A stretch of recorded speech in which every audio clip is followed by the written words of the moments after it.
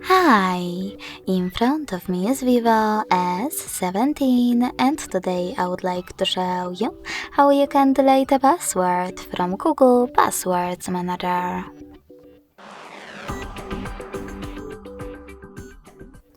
First of all, go into Devices Settings and scroll all the way down to access Google section.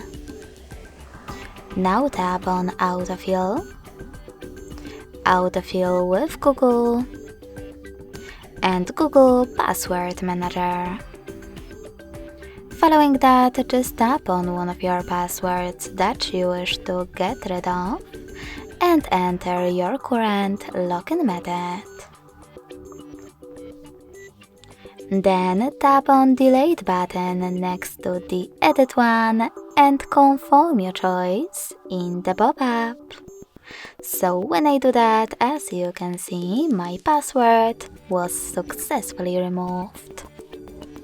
Thanks so much for watching. If you enjoyed this video, smash that like button, comment and subscribe. Bye!